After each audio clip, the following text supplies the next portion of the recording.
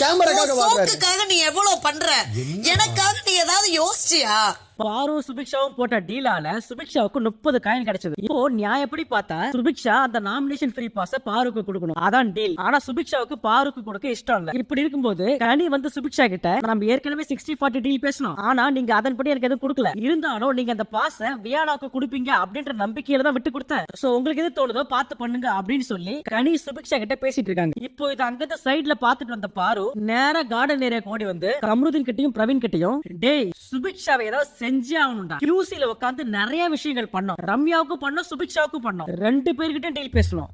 ரம்யா கிட்டயும் டீல் பேசணும், சுபிக்ஷா கிட்டயும் டீல் பேசணும். நான் அவளுக்காக இவ்வளவு விஷயம் பண்ணிருக்கேன். அவன் மட்டும் அந்த நாமினேஷன் பாஸ எனக்கு கொடுக்காம வியானாக்கு கொடுத்தான்னு வச்சுக்கோயேன், இந்த விஷயத்தை அப்படியே போட்டு உடைப்பேன். அவன் மட்டும் வந்து அந்த நாமினேஷன் பாஸ் வந்து எனக்கு கொடுக்காம யாருக்காவது கொடுத்தான்னு வச்சுக்கோவேன், இந்த விஷயத்த நான் அப்படியே போட்டு உடைப்பேன். இப்போ நைட்டு 11 மணி. பாரு திவாகரை கூட்டு நீ சுபிக்ஷாவுக்கு அவ்வளவு சப்போர்ட் பண்ணல. இப்போ உங்க சுபிக்ஷா என்ன பண்ணாங்க, பெரிய இது மாதிரி பேசுறா. அப்போ நானாவது ஒழுங்கா கியூசி பண்ணிருப்பேன், நீ நடுவுல பூந்து குட்டையை குழப்பினல, நீ பண்றது மட்டும் தான் சரி. இப்போ சுபிக்ஷா வந்து அப்படியே பிளேட்டை மாத்தி பேசுறா. இப்போ உழைப்பாளியா கியூசியான்னு பார்த்தா நான் வந்து உழைப்பாளிக்கு தான் நிப்பேன் அப்படின்னு சொல்லி சொல்றா. அவ அப்படியே கட் பண்ணா சுபிக்ஷா விக்ரம் கிட்ட, நான் பாருக்கு வேலைக்காரி மாதிரி வேலை செஞ்சேன், அவளுக்கு ஊட்டி விட்டு சாப்பாடு செஞ்சு விட்டு அதுக்கு கிடைச்ச பலனாதான் அந்த நாமினேஷன் பாஸ் நான் பாக்குறேன். நியாயப்படி பார்த்தா நான் உங்களுக்கு காயின் கொடுத்துருக்கணும், அப்படின்னா வியானாவுக்கு காயின் கொடுத்துருக்கணும். இப்ப பாரு விக்ரம் கிட்ட இப்போ என்ன அவங்க மதர் தெரேசா மாதிரி பண்றாங்களா? உனக்காக கியூசில உட்கார்ந்து எல்லாத்தையும் அப்ரூவ் பண்ணது நானு. அவளுக்கு ஒரு காரியம் ஆகணும்னா என்ன லெவலுக்கு வேணா இறங்குவா, யார வேணா போட்டு தருவா. என்ன மதர் தெரேசா மாதிரி இப்ப பண்ண போறாங்களா?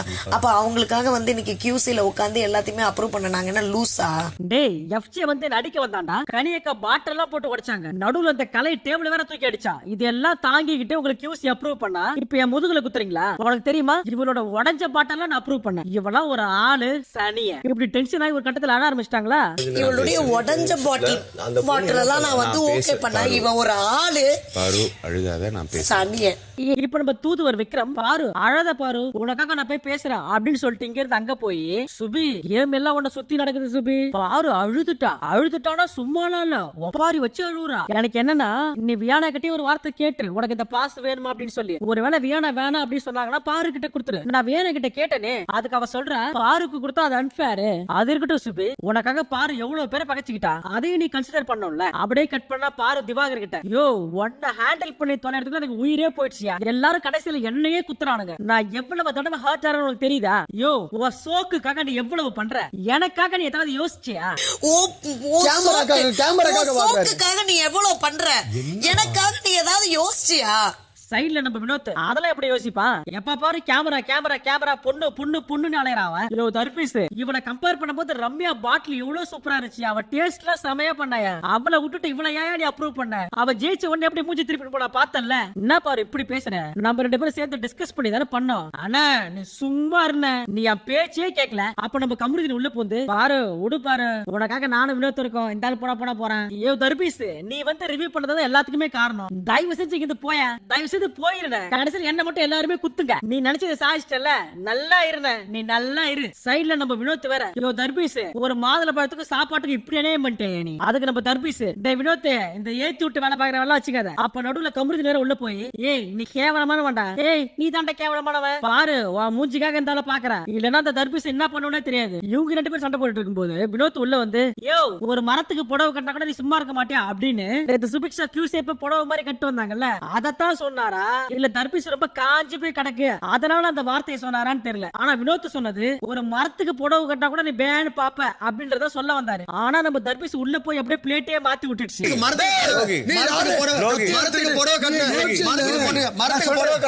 நம்ம தர்பீஸ் தான் சான்ஸ் அப்படின்னு. நீ என்ன சுபிக்ஷா பத்தி தப்பா பேசுற? நான் எங்கேயா சுபிக்ஷா பத்தி தப்பா பேசுனேன்? நீ தான் சுபிக்ஷா புடவை கட்டு வந்தா அப்படி சொன்னீங்க. யோ நான் எங்கேயா சொன்னேன்? யோ நான் மரத்துக்கு புடவை கட்டு வந்தா பாப்பேன்னு தானே சொன்னேன். இல்ல இல்ல இல்ல இல்ல நீ சுபிக்ஷாவோட கேரக்டரே தப்பா பேசிட்ட. தர்பீஸ் நேரா கனி கிட்ட போயிட்டு, கனி இங்க பாத்தியா அவன சுபிக்ஷாவை சேலைய கட்டினா அப்படின்னு அசிங்கமா பேசுறான். சுபிக்ஷாவை சேலைய கட்டினா அசிங்கமா பேசுறான். அவ்வளவுதான். தர்பீஸ் கனி கிட்ட சொன்னது மட்டும் இல்லாம எல்லார்கிட்டயும் போயிட்டு சுபிக்ஷாவை சேலை கட்டி அப்படின்னு தப்பா பேசுறான் அந்த வினோத் அப்படின்னு பச்சை பொய்ய உண்மை மாதிரி சொல்லுது தர்பீஸ். தர்பீஸ் சொன்னதை நம்பி எல்லாரும் வினோத் திட்ட, வினோத் தப்பு என்ன சொல்றாருன்னா, இந்த பாருங்க அந்த ஆளு மாத்தி பேசுறான், நான் அப்படி சொல்லவே இல்ல, மரத்துக்கு சேலை கட்டி தான் சொன்னனே தவிர சுபிக்ஷாக்கு சேலை கட்டி நான் வாயில இருந்து சொல்லவே இல்ல. இந்த தர்பீஸ் தேவையில்லாம கொளுத்தி போடுது. அப்ப கமருதீன் இந்த ஆளுக்கு மண்டை குழம்பி போச்சு, அதான் இந்த மாதிரி லூசு மாதிரி பேசிட்டு இருக்கா அப்படின்னு சொல்ல, அதுக்கு நம்ம தர்பீஸ் எனக்கு ஒண்ணு மண்டை குழம்பி போல, உன்னை வளர்த்த விதம் தான் சரியில்லை, இப்படி எல்லாம் மாத்தி மாத்தி ஹீட் ஆஃப் த மொமெண்ட்ல கத்த நம்ம திவாகர், ஐயோ கனியக்கா அந்த பொண்ணுக்குன்னு ஒரு பிரஸ்டீஜ் இருக்கு, அந்த பிரஸ்டீஜ் ஃபுல்லாவே கெடுத்துட்டான். ஐயோ தர்பீஸ், அந்த வினோத் சொல்லாத ஒண்ண அவ சுபிக்ஷா பத்தி தான் சொன்னான்னு சொல்லி அந்த பொண்ணு பேரை தேவையில்லாம இதுக்குள்ள ஈத்து விட்டு வாய்க்கு வந்ததெல்லாம் பேசுறது நீ, ஆனா பழைய தூக்கி வினோத் மேல போடுற. இப்ப நம்ம தர்பீஸ் ஏதோ பொண்ணுக்கு நியாயம் வாங்கி கொடுக்குற மாதிரி இவன் பேசுறது இப்ப அந்த பொண்ணு அஃபெக்ட் பண்ணுது. இதை கேட்டு கடுப்பான கமருதீன், யோ தேவையில்லாம பேசாத, யோ யார் தப்பா பேசுறது, யார் அந்த பொண்ணை பத்தி தப்பா பேசுறது அப்படின்னு சொல்லி கமருதீன் திவாகரை தள்ளி விட, கமருதீன் அங்க சின்னதா ஒரு கைகலப்பாச்சு. ஆக்சுவலா கமருதீனுக்கு என்ன கோவம்னா, இந்த ஆளு சொல்லாதத ஒண்ணு சொல்றான்ல, அந்த கடுப்புல கமருதீன் வந்து திவாகரை தள்ளி விட போனாரு. கடைசியா பாரு வந்து கமருதீனை சமாதானப்படுத்தி கூட்டு போவ, அந்த பக்கம் எஃப்ஜே திவாகரை சமாதானப்படுத்தி கூட்டு போறாரு. இதுக்கு நடுவுல நம்ம அன்பு கேம் நாட்டாம இருக்காருல்ல, அவரு கமருதீனை கூட்டு, டேய் நீங்க சுபிக்ஷா சேலை கட்டறத பத்தி பேசுனீங்களா, அதுக்கு கமருதீன், டேய் மச்சான் சத்தியமா நாங்க பேசலடா, அந்த ஆளு போய் சொல்றான்டா, சரி அதை விடு, மரத்துக்கு சாரி கட்டி வந்தா கூட இவன் பண்ணுவான் அப்படின்னு சொல்லி சொன்னீங்களா, ஆமா நாங்க சொன்னோம், அது சரியா தப்பா, ஏய் மச்சான் அத கூட நான் பேசலடா, அத வினோத் பேசலடா. அப்ப கம்புத்தர் சபரி கிட்ட, மச்சான் உனக்கு ஒரு சில விஷயங்கள்லாம் ஈஸி கோயிங்கா இருக்கு, ஆனா பாருக்கு அப்படி இல்ல, அவங்க அவ்வளவு பிரஷர் வாங்குறாங்க, எல்லாரும் சேர்ந்து மொத்தமா அவங்கள அப்படி டார்கெட் பண்றாங்க, டேய் நாளைக்கு உன்னை யாராவது பிரஷர் பண்ணாலும் நான் கூட நிப்பண்டா, எங்க மாமா நீ நின்ன, அன்னைக்கு 4 பாட்டை ரிஜெக்ட் பண்ணும்போது ஓட்டல, நான் மட்டும் தனியா இல்ல கத்தி நின்றேன் அப்படின்னு சொல்லி என்ன பிரச்சனையை பேச வந்தாங்களோ அதை மறந்துட்டு இவனுங்க பிரச்சனையை பேசிட்டு இருக்கானுங்க. தர்பீஸ் இதோட விட்டுச்சு அப்படின்னு கேட்டா அது இல்ல, ஏற்கனவே கமருதீன் அவர் எக்ஸ பத்தி பேசியிருந்தாருல்ல, அதை தேவையில்லாம இங்க ஈத்துட்டு வந்து ஒரு பொண்ணோட லைஃபையே நீ கெடுக்கிற மாதிரி அந்த இடத்துல நின்னு பேசியிருக்க. ஏங்க அத நான் லவ் பண்ண பொண்ணுங்க, அந்த பொண்ணுக்கே பிரச்சனை இல்ல, இவர் யாருங்க அதை பத்தி பேசுறதுக்கு, அதை பத்தி கவலைப்படுறதுக்கு நீ யாரா, நீ என்ன அந்த பொண்ணு பெத்த அப்பாவா, லவ் பண்ண பொண்ணுங்க, அது அந்த பொண்ணுக்கே பிரச்சனை இல்ல, இவர் யாருங்க கேக்குறதுக்கு, நீங்க பெத்த அப்பா. அப்ப அவரோட கமருதீன் கிட்ட, ஏய் நீ இவர் அடிச்சியா, ஏய் நான் எங்கடி இவர் அடிச்சேன், இவர் அடிச்சு எனக்கு என்ன ஆக போகுது, ஏய் நான் சும்மா அடிக்கிற மாதிரி ஆக்ஷன் தான் பண்ணேன், அது வெளியே எப்படி வேணா ப்ரொஜெக்ட் ஆகலாம், இந்த ஆளை அடிச்சு எனக்கு 10 பைசாக்கு பிரயோஜனம் இல்ல. அப்ப நம்ம தர்பீஸ் இங்க போற வரா, நானும் கோவத்தை காட்டணும் தாங்காது, நான் என் கோவத்தை காட்டணும்னு நினைக்கும் போது நான் படிச்ச படிப்பு தான் முன்னாடி வந்து நிக்குது. இல்ல நான் கேக்குறேன், அந்த தர்பூசணி ரீல்ஸ் போடும் போதெல்லாம் நீங்க படிச்ச படிப்பு உங்க கண்ணு முன்னாடி வந்து நிக்கல, இப்போதான் நிக்குது இல்ல அண்ணா, அதை மட்டும் சொல்லல சொல்லும். முதல்ல இவனுக்கு நான் யாரு, என் பேக்ரவுண்ட் என்னன்னே தெரியாது. இதை கேட்ட கமருதீன், என்ன மிரட்டுறியா, பேக்ரவுண்ட் வச்சு என்ன மிரட்டுறியா, எனக்கு இவ்வளவு பெரிய பேக்ரவுண்ட் இருக்கு அப்படின்னு சொல்லி மிரட்டுறியா என்ன, ஐயா சொல்லுங்க ஐயா உங்க பேக்ரவுண்ட் வச்சு நீங்க என்னதான் பண்ணுவீங்க சொல்லுங்க. அதுக்கு நம்ம தர்பீஸ், ஐயோ நான் பேக்ரவுண்ட் சொன்னது என் படிப்பு தான், என் படிப்பு தான் என் பேக்ரவுண்ட் நான் சொன்னேன். என்ன பெரிய பேக்ரவுண்ட், நான் இங்கே நிக்கிறேன், நீ என்ன பண்ணுவ பண்ண, ஒரு நேஷனல் டெலிவிஷன்ல வந்து எனக்கு பேக்ரவுண்ட் இருக்குன்னு பேசிட்டு இருக்கேன், அவ்வளவு திமிராயிடுச்சு உனக்கு, என்ன பண்ணிடுவேன், நான் தனியா போகும்போது என்ன பண்றேன், என்ன குத்தி கித்தி போட்டுருவேன், நீ என் லவ் ஸ்டோரி நான் சொல்றேன், உனக்கு என்ன வந்தது, நாளைக்கு நானும் அந்த பொண்ணு கல்யாணம் பண்ணிட்டு வந்தா நீ என்ன பண்ணுவ, ஒரு வாட்டி பிரச்சனை ஆச்சா நான் வாட்ட சாரி கேட்டனா, ஆனா நீ எப்ப பார்த்தா இதே பண்ணிடுகிற. அப்ப நம்ம சபரி நாட்டாம உள்ள வந்து, ஏ மச்சான் முஞ்சிச்சா மணியாவது சீக்கிரமே தூக்கலாமா, தூக்க வருதுடா அப்படின்னு சொல்ல இந்த பிரச்சனை இதோட இங்க முடிஞ்சது. என்ன பண்ணுவேன் இங்கே நிக்கிற, என்ன பண்ணுவேன் தனியா போகும்போது ஏதாவது பண்ணிருவியாங்களா. இப்ப நம்ம எஃப்ஜே இருக்காருல்ல, அவர் பாரு கிட்ட, பாரு எனக்கு கொஞ்சம் மாதுளம்பழம் உரிச்சு தரியா அப்படின்னு சொல்லி கேட்க, எஃப்ஜே உனக்கு விஷயம் தெரியாதா, நான் பர்சனல் ஒர்க் எல்லாம் பண்ண மாட்டேன், மாதுளம்பழம் உரிச்சு சாப்பிடுறது உன் பர்சனல் ஒர்க், நீயே உன் கையால மாதுளம்பழத்தை எடுத்து நீயே உரிச்சு நீயே சாப்பிடு, இது எந்த கணக்குல வருதுன்னா எனக்கு நீ ஊட்டி விடுன்னு சொல்லும் போது ஊட்டி விடல அந்த கணக்குல வருது. டேய் பாருக்காக நீ என்ன பண்ண, ஊட்டி விட சொன்ன ஊட்டி விட்டியா, என்னால உரிச்சு தர முடியாது போ. இவருக்கு தான் எல்லா வித்தையும் தெரியும், இவருக்கு தான் கெத்து, இவருக்கு தான் மாசு நினைச்சு சுத்திட்டு இருக்காரு. ஆமா நான் மாசு கெத்து தான், நீ சில டைம்ல என்கிட்ட வந்து என்ன பண்ணலாம் எஃப்ஜே இன்னைக்கு அப்படின்னு சொல்லி என்கிட்ட கேட்பல, அப்பனா நான் கெத்து தானே. டேய் அத நீ கெத்து நினைச்சு சுத்திட்டு இருக்கியா, நான் வாங்கிட்ட மட்டும் இல்ல இங்க இருக்கிற 10 பேர்ட்ட கேட்டிருக்கேன், அப்ப அவங்க எல்லாம் கெத்தா, தான் மட்டும் திறமைசாலி என்று நம்பிக்கொண்டு தலைக்கணத்தோட சுத்தும் எஃப்ஜே அப்படின்னு சொல்லி எஃப்ஜே ட்ரிகர் பண்ண, எஃப்ஜேவும் சிரிச்ச மாதிரி மூஞ்ச வச்சு நாங்க வந்து போயிட்டாரு. இப்போ இந்த வாரத்தோட ஒஸ்ட் பெர்ஃபார்மர் யாருன்னு 2 பேரை சூஸ் பண்ணி சொல்லணும். ஃபர்ஸ்ட் நம்ம திவாகர் வந்து, நான் வந்து ஒஸ்ட் பெர்ஃபார்மர்னு கானா வினோத்தை சொல்லுவேன், அவன் இந்த வீட்டுல செய்யற ஒரே வேலை கொளுத்தி போடுறது, இல்லாததை மேக் பண்றது, இதுதான் அவன் பண்ணிட்டு இருக்கான். அவன் ஒரு பசுத்தோல் போத்திய புலி, அவன் பர்ஃபார்மன்ஸ் எல்லாமே ஃப்ராடு, சுத்த ஃப்ராடு. அடுத்தது கமருதீன், இந்த கமருதீனுக்கு பொறுமை நிதானம் எதுவுமே கிடையாது. இப்படி நிறைய பேர் நிறைய விஷயம் சொன்னாங்க, அதுல முக்கியமான விஷயத்தை மட்டும் நான் இப்ப சொல்றேன். இப்போ நம்ம கனியக்கா அவங்க என்ன சொன்னாங்கன்னா, இந்த வாரத்தோட ஒஸ்ட் பர்ஃபார்மர் நான் பார்வை சொல்றேன், அவன் இந்த வாரம் எந்த டாஸ்க்குமே பண்ணல, இந்த வாரம் அவன் பண்ணது எல்லாமே பிரச்சனை தான். அடுத்தது இன்னொரு ஒஸ்ட் பர்ஃபார்மர் நான் கமருதீனை சொல்றேன், அவன் டாஸ்க் பர்ஃபார்ம் பண்றதை விட சண்டை போடுறதுல மட்டும் தான் குறிக்கோளாவே இருந்தான். அது மட்டும் இல்ல இல்ல பாதி நேரம் பாருக்கு மட்டுமே சப்போர்ட் பண்ணிட்டு இருந்தான். இப்போ கலை ஒஸ்ட் பெர்ஃபார்மரா சொன்னது வினோத் அண்ட் பாரு. கலை பாரு பேரை சொன்ன உடனே பாரு கொடுத்தாங்க பாருங்க ஒரு ரியாக்ஷன். அடே கட்டப்பா கூடவே சுத்திட்டு முதுகுல குத்துறியா நீ அப்படின்ற மாதிரி தான் இருந்துச்சு அந்த ரியாக்ஷன். சோ அதனால பாருவை தேர்ந்தெடுக்கிற இந்த பக்கம் வந்து அடுத்து நம்ம பாரு இந்த வாரத்தோட ஒஸ்ட் பெர்ஃபார்மர் நான் கனியை சொல்றேன். ஊருக்கே நியாயம் சொல்ற தலை எனக்கு மட்டும் நியாயம் பண்ணாம இருக்கிறாரு. கேக்கு நியாயம் கேட்கிற தாயாரு எனக்கு மட்டும் வந்து நியாயம் பார்க்காம இருக்கிறாரு. இது நியாயமாரே?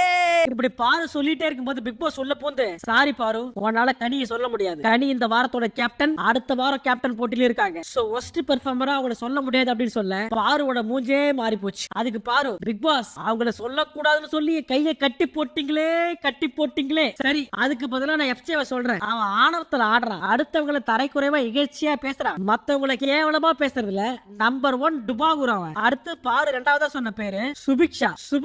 ஏன்னா அவன் ஒரு ஒஸ்ட் பிளேயரு, ஒஸ்ட் பெர்ஃபார்மரு. அடுத்து கமருதீன். நான் ஒஸ்ட் பிளேயரா துஷார சொல்றேன். அவன் நினைச்சா என்ன வேணா பண்ணலாம், நான் ஒரு பெரிய இது அப்படின்னு அவன் நினைச்சுக்கிறான். இந்த மேன் டு மேன் டிஸ்டன்ஸ் இருக்குல்ல அத கூட மெயின்டைன் பண்ண மாட்டான். ஏதாவது பேசினா கிட்ட வந்து நின்னுக்கிறான். எனக்கு சொல்றதுக்கு ஒரு மாதிரியா இருக்கு பிக் பாஸ். என் பக்கத்துல வந்து நின்னுக்கிட்டு நான் போக மாட்டேன் என்ன பண்ணுவேன் அப்படின்னு பேசுறான். அது வந்து ஒரு மேன்லியான விஷயமே கிடையாது. இதெல்லாம் பார்க்கும்போது இவன் ஒரு குழந்தை மாதிரி தெரியுறான். அப்புறம் நான் ரெஸ்ட் ரூம் போறேன் அப்பயும் வருவேன்னு கேட்டா நீ எங்க போனாலும் நான் வருவேன்னு சொல்றான். சரி வர மாட்டேன்னு நினைச்சு ரெஸ்ட் ரூம் போனா ரெஸ்ட் ரூமுக்கு பின்னாடியே வரான். இது என்ன மாதிரி வளர்ப்புன்னு எனக்கு தெரியல. இதுவே ஒரு பொண்ணுக்கு நடந்தா எப்படி இருக்கும் அப்படின்றத நான் ஃபீல் பண்றேன். ஆக்சுவலா நான் என்கிட்ட பண்ணத பாருக்கும் பண்ணா. ஒரு மேனுக்கே இப்படி ஃபீல் ஆகுது அப்படின்னா அந்த பாருக்கு எப்படி ஃபீல் ஆயிருக்கும். இத பாருங்க நான் யாரையும் அடிக்கவே போகல. என்னோட ஆட்டிடியூடே அதான். நான் சும்மா கிட்ட போன அவ்வளவுதான். என்னோட மேக்ஸிமமே அவ்வளவுதான். ஒருவேளை ஆட்டிடியூட் உங்களுக்கு தப்பா தெரிஞ்சுனா ஐ எம் சாரி, இனிமே நான் மாத்திக்க ட்ரை பண்றேன் அப்படின்னு சொல்லிட்டு அண்ணன் போய் உட்காந்துட்டாரு. எங்க போனாலும் நான் வருவேன் அப்படின்னாரு. ரெஸ்ட் ரூம் போறேன், ரெஸ்ட் ரூம் பின்னாடியே வராரு. அடுத்து நம்ம சுபி இந்த வாரத்தோட ஒஸ்ட் பெர்ஃபார்மர் யாருன்னா அது வேற யாரும் இல்ல நம்ம பாருதான் அப்படின்னு சொல்லி பாரு மண்டையிலே நச்சுன்னு ஒரு ஆணி இறக்குனாங்க. இவ இப்படி சொல்லும் போதே பாருக்கு புரிஞ்சிருக்கும் இவ சத்தியமா நம்மளுக்கு நாமினேஷன் ஃப்ரீ பாஸ் தர மாட்டா அப்படின்றது. அடுத்ததான் அவங்க சொன்ன பேர் கமருதீன். இவருக்காக விளையாடுறாரா இல்ல பாருக்காக விளையாடுறாரான்னு தெரியல. எப்ப பாரு பாரு பின்டே சுத்திட்டு இருக்காரு. நீ எல்லா பாட்டிலையும் திருடி எடுத்து போய் வச்சுக்கினா நான் யாருக்காக விளையாடுறது? நீ தானே விளையாடவே இல்லையே, நீ தான் எல்லா பாட்டிலையும் திருடி எடுத்து போய் வச்சுக்கினே, அப்புறம் நான் அப்படி விளையாடுறது? அதெல்லாம் எனக்கு தெரியாது. கமருதீன் அவருக்காக ஒண்ணுமே பண்ணிக்கல. அவர் பாருக்கு ஏதாவது பிரச்சனைனா முதல்ல வந்து நிக்கிறாரு. ஏமா உனக்கு ஏதாவது பிரச்சனை ஒரு குரூப்பே வந்து நிக்குது, அதுக்கு நான் என்ன சொல்றது? அடுத்தது விக்ரம். இந்த வாரத்தோட ஒஸ்ட் பெர்ஃபார்மர் யாருன்னு கேட்டா ஃபர்ஸ்ட் ஆதிரை. அவங்க பாட்டில தூக்கி அடிச்சதுல எனக்கு சுத்தமா நியாயமாவே படல. அடுத்தது பாரு. இவங்க நெகட்டிவிட்டி மட்டுமே யூஸ் பண்ணி அட்டென்ஷன் வாங்குறாங்க. இவங்க கிட்ட கிரியேட்டிவிட்டி சுத்தமா ஒண்ணுமே இல்ல அப்படின்னு சொல்லி பாரு மண்டலே ஒரு கொட்டு. அடுத்து நம்ம வினோத். நான் ஃபர்ஸ்ட் வந்து யார சொல்றேன் அப்படின்னா நம்மளோட குரட்டை குமார் வாட்டர்மெலன் தான். தூங்கி எழுந்து வந்த உடனே கிச்சனை மட்டும் தான் பாக்குறான்.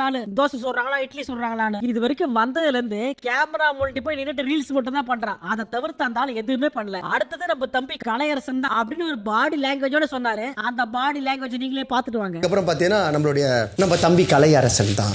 அவர் வந்து அந்த கலை என்ன பண்ணுவானா தென்னை மரத்துல ஒரு குத்து பனை மரத்துல ஒரு குத்து. அவன் தான் என்கிட்ட வந்து வாட்டர்மெலனை கலாய்ச்சி விடு அப்படின்னு சொல்றதே அவன் தான். அப்புறம் நான் கலாய்ச்சிட்டு போனதுக்கு அப்புறம் பின்னாடியே போய் என்ன இப்படி பண்றாரு இவரு அப்படியே குழந்தைய கிள்ளி விட்டு தொட்டிலே ஆட்டி விடுறான். இதை சொல்லும் போது கோவப்பட்டு முறைப்பான்னு பார்த்தா சாமியார் ஏதோ பாராட்டி சொல்ற மாதிரி சிரிச்சிட்டு உட்காந்து இருக்காரு.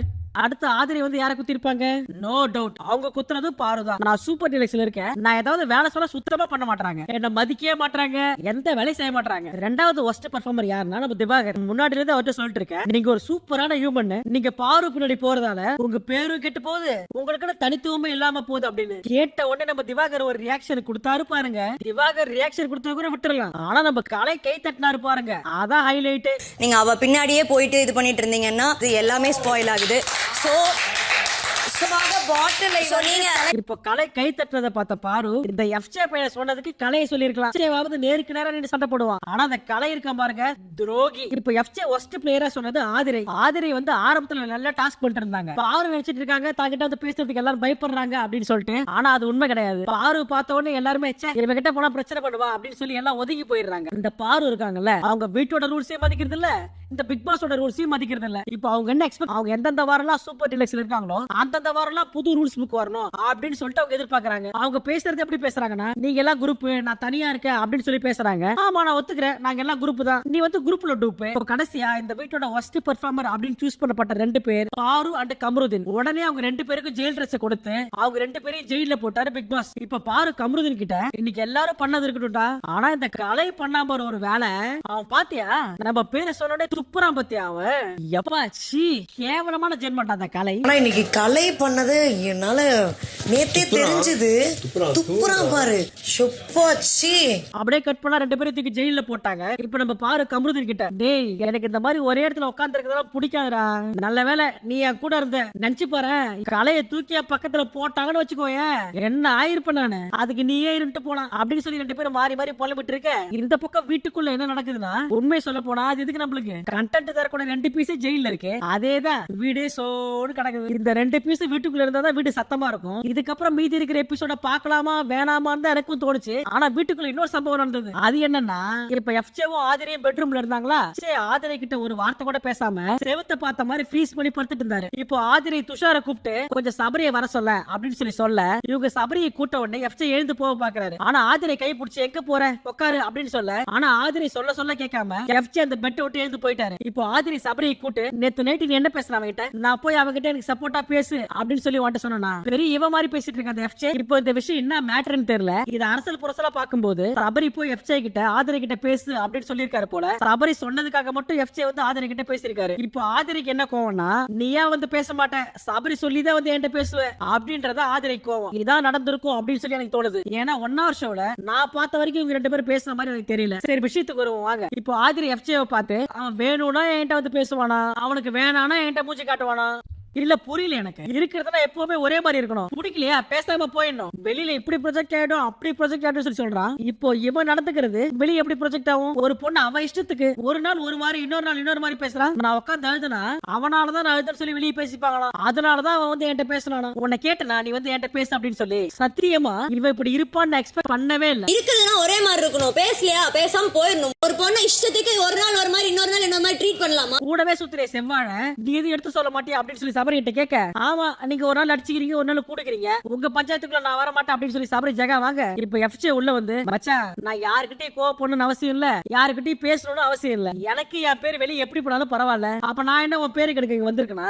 இதெல்லாம் நான் எப்பவே கிளியர் பண்ணிட்டேன், எதுக்கு திரும்ப திரும்ப இதே சொல்லிட்டு இருக்கான் அவன். மச்சான் எனக்கு என்னன்னா, நான் யாரையும் தோக்கடிக்கலாம் ஓட மாட்டேன், நான் ஜெயிக்கணும்னு நினைச்சுதான் ஓடுவேன். அவன் என்னைக்கு என்கிட்ட வந்து நீதான் எனக்கு ஸ்ட்ரென்த், உன்னாலதான் நான் வீக் ஆகுறேன் அப்படின்னு சொன்னாலும் அன்னைக்கே முடிவு பண்ணிட்டேன் மச்சான், இவன் கிட்ட நான் எதுவுமே பர்சனலா வச்சுக்க மாட்டேன் அப்படின்னு. நேத்து எனக்கும் கெமிக்கி சண்டைடா, நாங்க 2 பேரும் சண்டை போட்டுட்டு இருக்கோம். இவ குறுக்குல வந்து நீ கெமி கிட்ட போய் ஒரே ஒரு சாரி மட்டும் சொல்லு அப்படின்னு சொல்றா. ஃபர்ஸ்ட் ஆஃப் ஆல் நான் எதுக்கு கெமி கிட்ட சாரி கேட்கணும், என் மேல தப்பே இல்ல, அந்த கோவத்தை கொண்டு வந்து என் மேல காட்டுறாங்க. இதுக்கெல்லாம் போய் நான் மூட் ஸ்விட்ச் ஆகிறேன் அப்படின்னு சொன்னா, இருக்கட்டும் நான் அப்படியே இருந்துட்டு போறேன், என் கண்ணை பார்த்து பேச மாட்டேன், என் மூஞ்ச பார்த்து பேச மாட்டேன் அப்படின்னு சொன்னா, எப்ப வந்து பேசினாலும் நீ என்ன மூட்ல இருக்குன்னு எனக்கு தெரியல, எப்ப நீ கடிச்சு கொதறவனே எனக்கு தெரியல, ஏதாவது கேட்டா என் மூஞ்சே இப்படிதான் அப்படின்ற, எப்ப பேசினாலும் நீ மூஞ்ச எப்படி வச்சிட்டு இருக்க, நீ என்ன மூட்ல இருக்கன்னு யாருக்குமே தெரியல, கேட்டா என் மூஞ்சே இப்படிதான் நீ சொல்ற.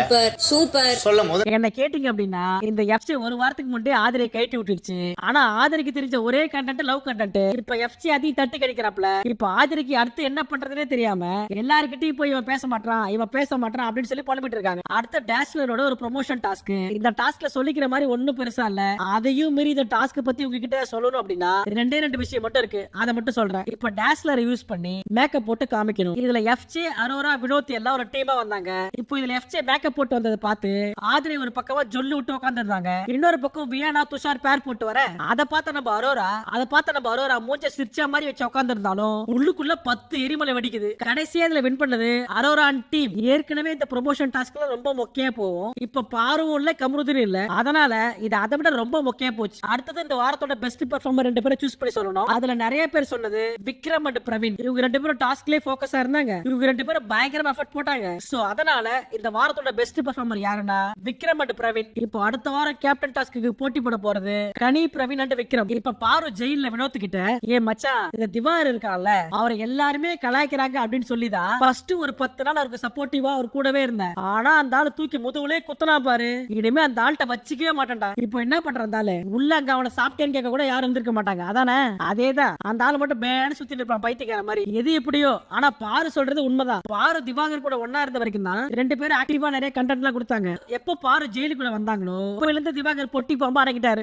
விக்ரம் இருக்காருல்ல பெட்ல சுபிக்ஷா பக்கத்துல உட்காந்துக்கிட்டு சுபிக்ஷாவுக்கு சோப் போட்டுருக்காரு. இங்க பாரு சுபிக்ஷா, இந்த பாரு இருக்கால அவன் ஆக்டிவிட்டி சுத்தமா சரியில்லை, ஆன் கேமரா துப்புறா, நீ மட்டும் பாருக்கு பாஸ் கொடுத்த எல்லாரும் செம்ம காண்டாயிடுவாங்க. இதே வாய்தான் காலையில, ஏய் பாரு உனக்காக எத்தனை பேரை பகச்சிருக்கா, உனக்காக எவ்வளவு விஷயம் பண்ணிருக்கா, அவளுக்கு நீ பாஸ் கொடுத்தே ஆகணும் அப்படின்னு சொன்ன விக்ரம் நைட் ஆன உடனே நீ மட்டும் பாருக்கு பாஸ் கொடுத்த அவ்வளவுதான் பாத்துக்கோ அப்படின்னு மாத்தி மாத்தி பேசுறாரு விக்ரம். இப்ப நம்ம கலை, சுபிக்ஷா, துஷார் எல்லாமே சேர்ந்து ஒன்னா உட்காந்துட்டு பாரு பத்தி புரணி பேசிட்டு இருக்காங்க. அப்ப துஷார் என்ன சொல்றாருன்னா, இந்த பாரு இருக்கால அவ திவாகர பப்பட் மாதிரி யூஸ் பண்றா. இதையெல்லாம் கேட்டுட்டு சுபிக்ஷா போட்டாங்க பாரு ஒரு போடு கடைசியா. அதான் இந்த எபிசோட ஹைலைட். இப்ப சுபிக்ஷா என்ன சொன்னாங்கன்னா, எனக்கு வந்து நான் பார்வை ஏமாத்துறேன்லாம் தோணல, ஏன்னா ரூல் புக்லயே போட்டு இருந்துச்சுல்ல, நம்ம இன்னும் வேணா ஐஸ் வச்சு அப்ரூவ் ஆகலாம் அப்படின்னு சொல்லி அதுக்காக என்ன பண்ணுமோ அது எல்லாத்தையும் நான் பண்ணிருக்கேன். அவங்களுக்கு நான் ஊட்டி விட்டுருக்கேன், சாப்பாடு போட்டிருக்கேன். நான் ஊட்டி விட்டதுக்காக மட்டும் தான் பாரு எனக்கு அப்ரூவ் பண்ணாங்க. அப்படிதான் நான் நினைக்கிறேன். ஏமா நேத்து நீ பாரு கிட்ட போயிட்டு ஜெயிச்சா நான் நாமினேஷன் ஃப்ரீ பாஸ் தரேன் அப்படின்னு சொல்லி டீல் பேசிட்டு இப்ப கடைசியா வந்து இவங்க ஊட்டி விட்டதாலதான் பாரு அப்ரூவ் பண்ணாங்களா? அது கூட பரவாயில்ல, கடைசியா அடிச்சாங்க பாரு ஒரு அந்தர்பல்ட்டி. நான் பாஸ் கொடுக்கணும்னு நினைச்சா எனக்காக கஷ்டப்பட்டு பாட்டில் பொறுக்கி வந்து கொடுத்த வியானாக்கு தான் கொடுப்பேன். அவ தான் எல்லா வழியும் தாங்கினா. வியானாவும் விக்ரம் தான் எனக்காக நிறைய எஃபர்ட் போட்டாங்க. அதனாலதான் நான் இவ்வளவு காயின் சம்பாரிச்சேன். நான் எதுக்கு பாருக்கு பாஸ் கொடுக்கணும்? ஆக்சுவலா இந்த விஷயத்த பாரு நேத்தே கெஸ் பண்ணி திவாகர் கிட்ட சொன்னாங்க. ஆனா சுபிக்ஷாவை நம்பாத, நம்ம என்னதான் பண்ணாலும் சுபிக்ஷா கடைசியா வியானாவுக்கு தான் பாஸ் கொடுப்பா, நம்ம ரம்யாவுக்கே கொடுக்கலாம் அப்படின்னு சொல்லி பாரு கரெக்டா சொன்னாங்க. ஆனா பாரு பண்ண ஒரே தப்பு, ரம்யா கிட்ட டீல் பேசுறதோட நிறுத்திருக்கலாம். ஆனா சுபிக்ஷா கிட்டயும் டீல் போட்டு ரெண்டு பேருக்கும் வாக்குறுதி கொடுத்து கடைசியா பேக் ஃபயர் ஆயிடுக்கிறது பாரு. இப்போ நீங்க என்ன நினைக்கிறீங்க? சுபிக்ஷா பாருக்கு பாஸ் கொடுத்தா கரெக்டா இருக்குமா, இல்ல சுபிக்ஷா வியானாவுக்கு பாஸ் கொடுத்தா கரெக்டா இருக்குமா? நீங்க என்ன நினைக்கிறீங்க அப்படின்றத கமெண்ட்ல சொல்லுங்க. நான் உங்களை நாளைக்கு வந்து பாக்குறேன். இன்னும் நிறைய பேர் சப்ஸ்கிரைப் பண்ணாம பாக்குறீங்க. உண்மையாவே உங்களுக்கு இந்த வீடியோ பிடிச்சிருச்சு அப்படின்னா எனக்காக ஒரு சப்ஸ்கிரைப் மட்டும் பண்ணிட்டு பாருங்க. அது கூடுதலா அதை லைக் பண்ணி சேர்த்து அமுத்துறீங்க அப்படின்னா இந்த வீடியோ யூடியூப் அல்காரிதத்தால நிறைய பேருக்கு போய் சேரும். நான் உங்களை நாளைக்கு சந்திக்கிறேன். Tata bye by.